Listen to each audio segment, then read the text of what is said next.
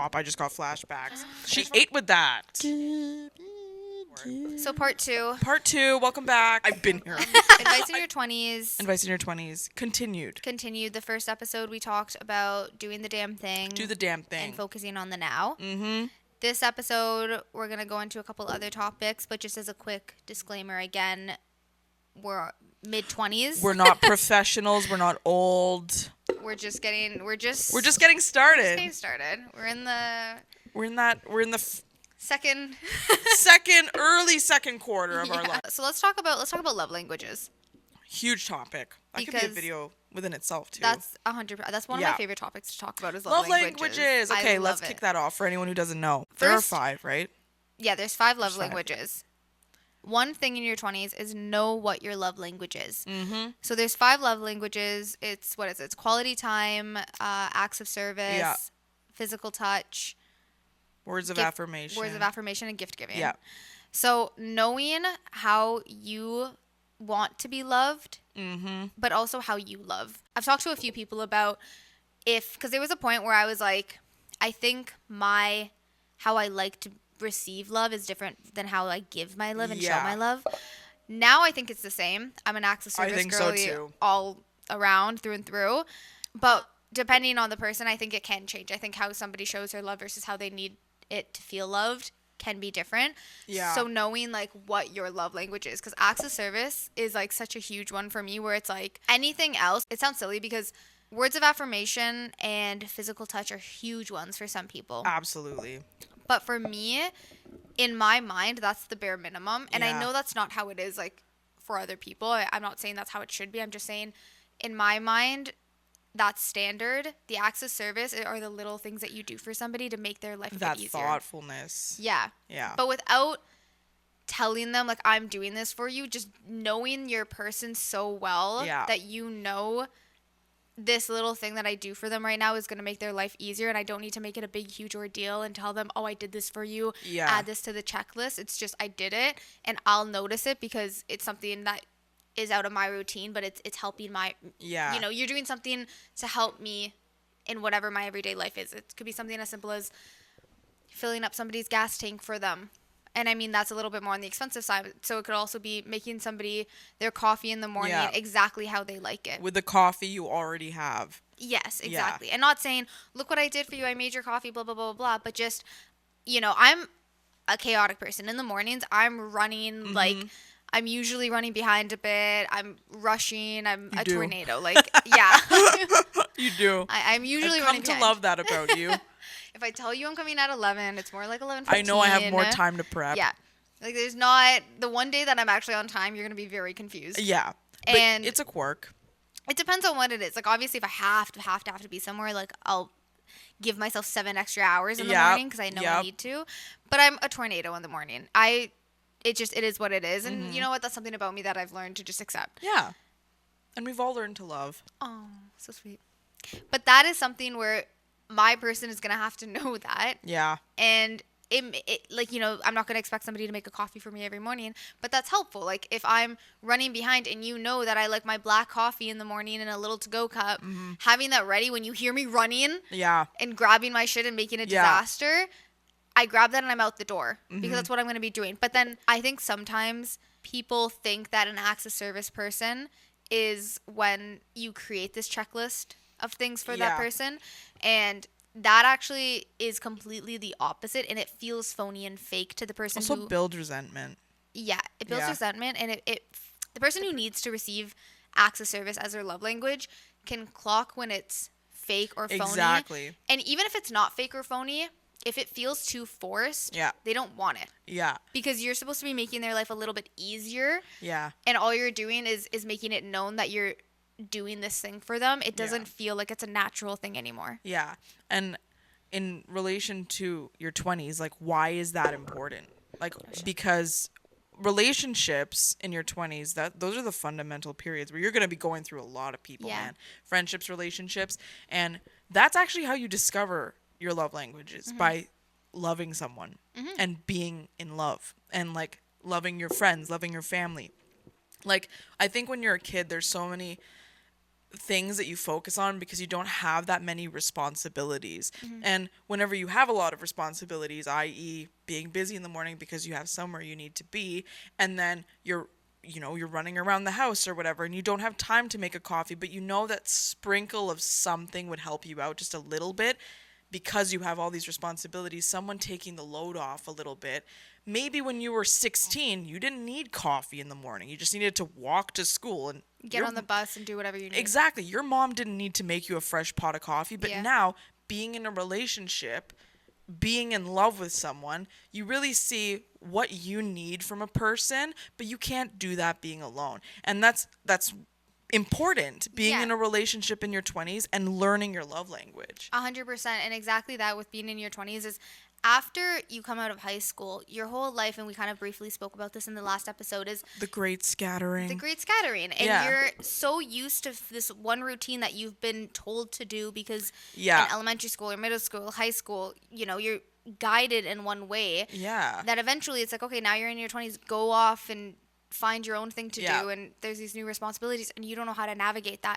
But part of that is also you don't know how to navigate your friends in high school, middle school, university, or not university, university too, but also high school, is you're all like a uniform. Like, I don't know, like looking back in high school, I feel like everybody was the same because obviously there was bullying and peer pressure. And it's harder at that time because a lot more people don't want to be different when you're at that age group, that you all become one. So when you all scatter off to do different things, you're like, well, me and my friends always did it like this, and this was the norm. Like, how do I like this? Do I want to do that? Yeah. And it gets confusing. Yeah. And I think if you sit there and you try to figure out what your love language is, that'll help. Because then you have to do reflection of, your childhood, how you grew up, how you were shown love, how you weren't shown love, and now you need it to be shown that way. And you really start to find, like, who you are as a person and what you love. Yeah. Well, no, I was going to say in terms of words of affirmation and friendships, I think that's the biggest thing, because whenever you become an adult, you have to prioritize your friends. Yeah. It's not, you're not going to see them 9 a.m., bell rings, you're in the same class anymore. It's, okay, Susie has a job at 8:30. I'm an entrepreneur. I can wake up at 11 if I wanted to. How are we going to make it work if she has a 9 to 5 and I work in the evenings? Like, you know what I mean? Yeah, like if you're serving and she's got a office job or something, and it's like... Exactly. But it's like that goes hand in hand with words of affirmation, because it's like, what if Susie wants you to check in and be like, okay, let me know what time and we'll plan this, like type A people, right? Like, I need to pencil you in a schedule. And what if I'm someone that's like, I don't really care if you check in on me, but if you are like, hey, I'm coming over, we haven't seen each other in a month, I'm bringing donuts, I'm down. My schedule is clear. Like, you know what I mean? Because that to me is acts of service. It's like, I'm bringing you something. I'm not taking no for an answer. I'm just coming to see you. Whereas some people need that of like, no, I need to pencil you in at this schedule at this time so that we can see each other. You wouldn't know that if you were in high school because nobody needed to be that way. No, everyone was on the same schedule. Exactly. But then if someone didn't check in on someone, let's say, like you have friends like that, I have friends like that, of like, well, you never text me anymore. And it's like, but to you, it's like, no, but I'm always there if you needed me. But maybe to them, they're like, but I feel neglected. Yeah. You know what I mean? And that's where the love languages comes in of like, okay, now I need to be mindful of now you realize like, okay, this is how I am. This is how this person is. Do we mesh? Yeah. Are we connected? Like, you know what I'm saying? How can I, if you care about this person, how can I kind of implement their love language into my life? And how can I kind of kindly tell them this is how I am, right? Yeah, exactly. And that's such an important point, is knowing your love language, but knowing the people who are in your support circle, knowing their love languages. Exactly. And how like they respond to certain things, because realistically, like, it doesn't mean that if your love, like if mine's acts of service and let's say yours was words of affirmation. Yeah, it's not, but let's say it was, it wouldn't mean that like we can't be friends. Yeah. It just means I would have to be more mindful of how to show my love to you, because naturally I would just do something that's an act of service, and I still would probably do that because that's just in my nature. Yeah.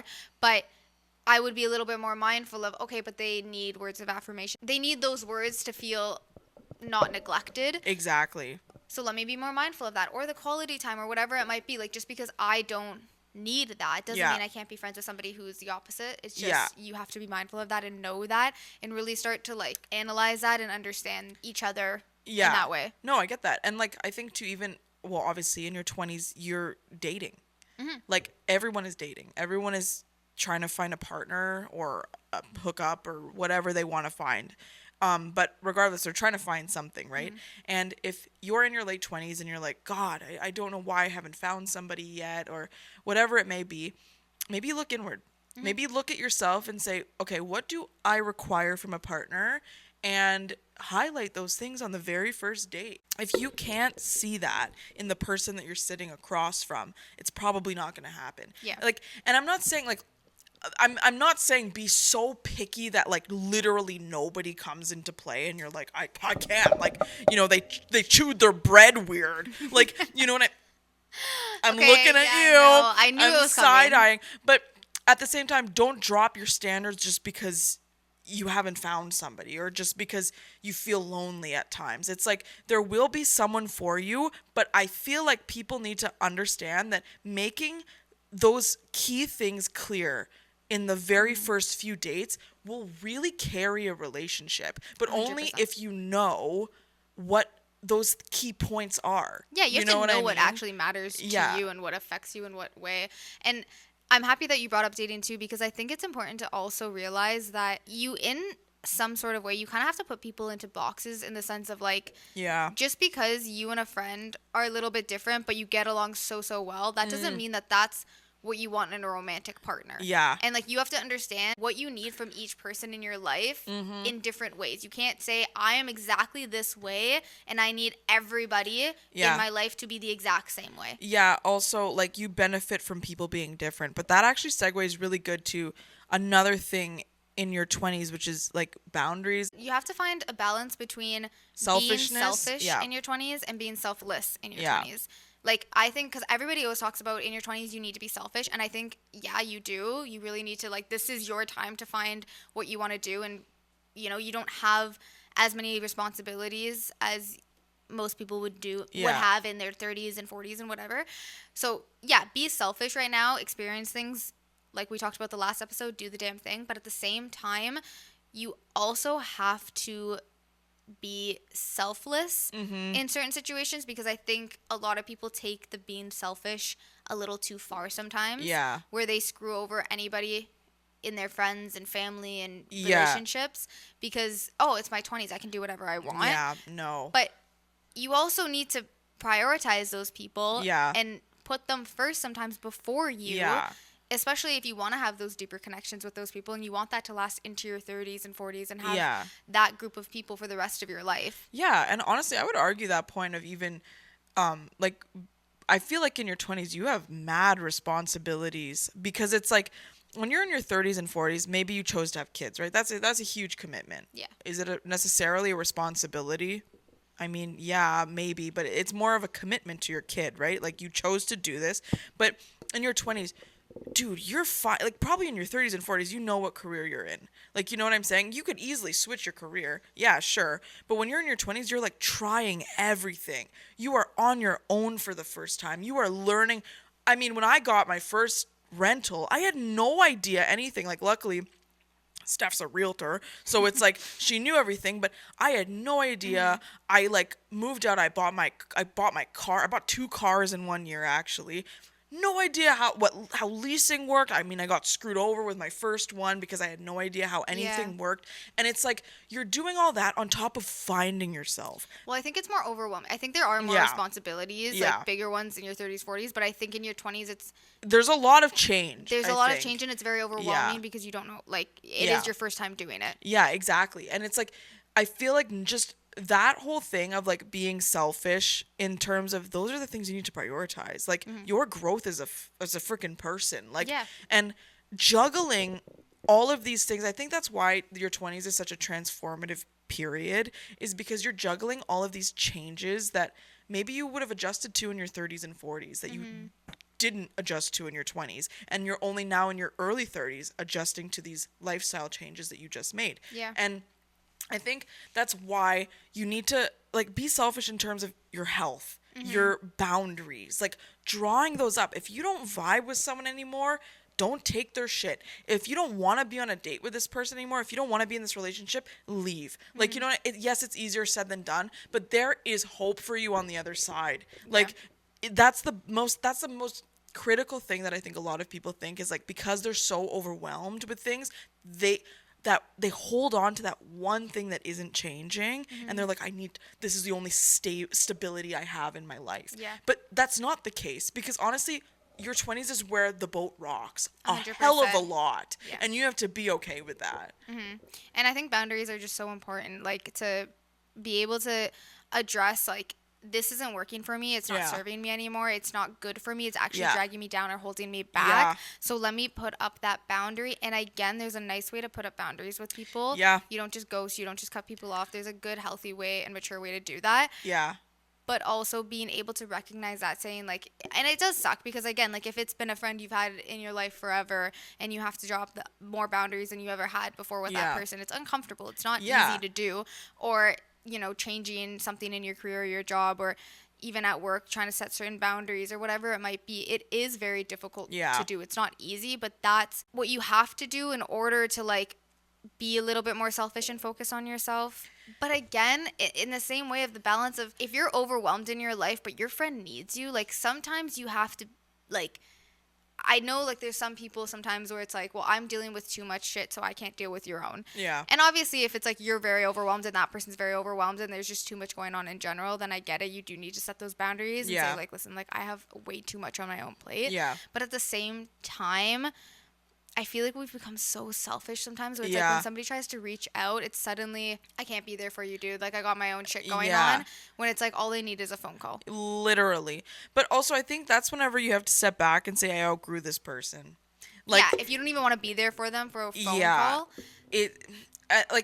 That's the thing too. You have to be okay with outgrowing people. Yeah. Like I have, oh my God, man. If we're talking from personal experience, like I mentioned this in the last podcast, but like I have outgrown so many people. Like I have gone through waves of different friends. Because I'm changing and I'm voluntarily trying to find myself. It's not an involuntary thing. No. I'm throwing myself in the deep end. I lived with my mom. Like obviously there were things in my childhood and things in my past where like I lived somewhere else and whatever, but I fully moved out like last year. I had I think I did all of that in 2 weeks. I actually think I did. I bought a car and I moved out on my own in 2 weeks, like completely by myself. I wasn't dating anyone at the time, and like complete flip 180 of my life. But I wanted to do that. And by doing that, now I saw a different side of things that a lot of my friends that lived at home didn't see. Yeah. I now needed to pay the rent. I didn't have someone paying that for me.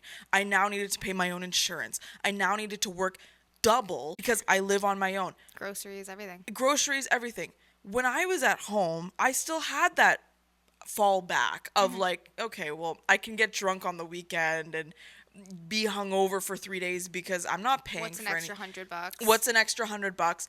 And that voluntary growth is what allows you to almost outgrow your old self, which is a good thing. Like, it's actually a really good thing. And a lot of people who are stuck in their ways will not tell you that because, again, misery likes company. No, but you know what I'm trying to get at? It's like, if you're someone who doesn't feel like you want things to change, you're going to stay the exact same 25-year-old even when you're 40. Like, you will not accept change. You will not be good with change. And that is a problem because life, again, is going to rock you and you need to be okay with it. And then that being said, whenever you find your people, prioritize them, because that is I think you've talked about that and you're going to talk about that. Whenever you find the people that you now align with, when you know you're like, you go to bed at night thinking, I did it, I did the damn thing, I feel good, I went to the gym this morning, I prioritized myself, I got work done.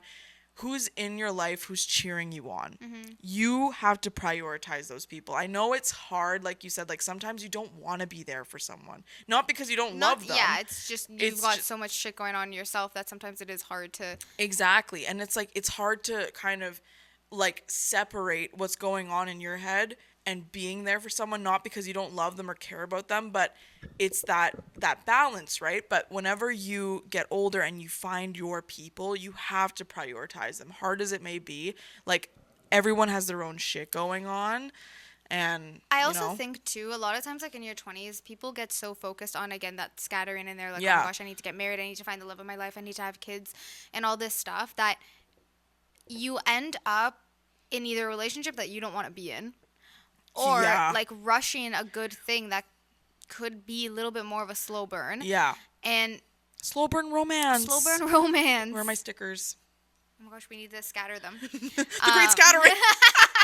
But when you're prioritizing, you have to prioritize your friendships in your 20s. And I think a lot of people, and I've done this before, and I feel like it's very easy, especially when you have like a great love that you're like, oh my gosh, this is my great loves person. of your life. If you're in a relationship and you're really like in love with that person, and you're in your early 20s, a lot of times people just want to spend their time with that person. Yeah. And they end up forgetting about their friends. Yeah. Big thing. They end up like, oh, I'm with my boyfriend this weekend, I'm with my boyfriend this weekend, I'm doing this, I'm doing that. Yeah. Obviously, as you get older, you need to spend more and more time with that person.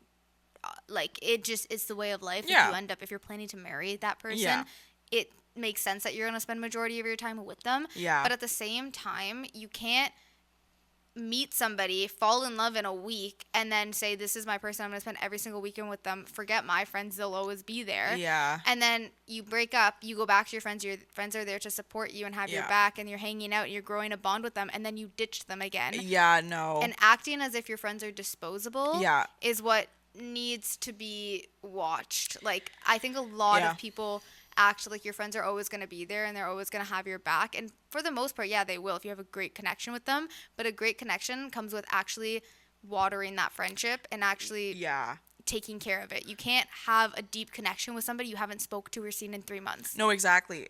That goes for relationships too. Yeah. Like, you can't, like, I think just prioritizing your relationships in general, it's like that also, it's not just about neglect, it's also just about priorities. Like, it's like, I think to say you're riding your wave, you're fine, and you have the capacity to be there for someone. Be there for that person. Like, it's not going to do anything. It's actually probably going to make you feel a lot better. It's not taking energy away from you, like, because whenever you've found your people, those people have proven that they've been there for you. So you got to be there for them. Yeah. And I think that is something that's hard whenever we live in such a hustle culture. I mean, Toronto is such a hustle city. You know what I'm saying? And it's like, even if you're good, you're like, oh, I want to be great. Refer back to the pressure of outperforming yourself. It's like you don't want to slow down. But like, I think how many times have you just taken a phone call in your bed with your friend and just chatted?